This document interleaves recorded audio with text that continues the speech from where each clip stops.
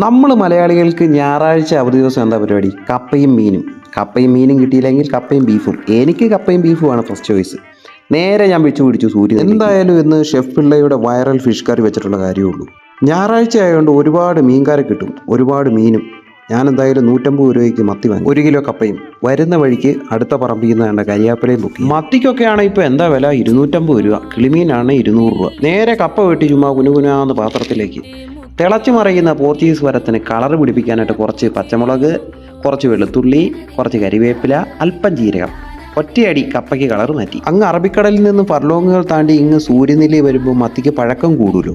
പഴക്കം കൂടുമ്പോൾ വീര്യവും കൂടണമല്ലോ.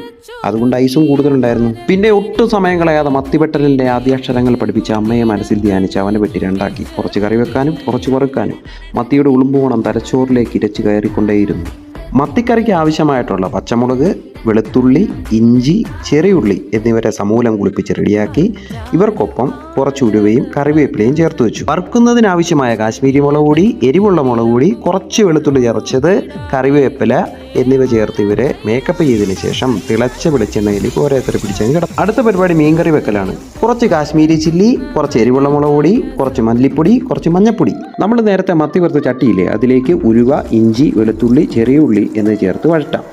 പച്ചമുളകും പൊടികളും ചേർത്ത് പച്ചമണം മാറുന്നവരെ ഈ പ്രോസസ്സ് തുടർന്നുകൊണ്ടേയിരിക്കണം. അതിനുശേഷം മുൻപേ കരുതിയ വാളംപുളിയും വെള്ളവും ഇതിലേക്ക് ചേർത്ത് എണ്ണ തെളിയുന്നത് വരെ തിളച്ചു എന്ന് കാണുമ്പോൾ മത്തി കഷ്ണങ്ങളെ അതിലേക്ക് ഇട്ട് കൊടുക്കാവുന്നതാണ്. ഏകദേശം ഒരു 30 മിനിറ്റ് കഴിയുമ്പോൾ ആ മൂടി മാറ്റിയാൽ ഒരു കാറ്റം കടിക്കും എൻ്റെ സാറേ. എന്തായാലും ഇത് ഷെഫ് പിള്ളയുടെ മീൻകറിയല്ല, ഇതെൻ്റെ ഇടുക്കിക്കാരൻ്റെ മീൻകറിയാണേ. Okay, by.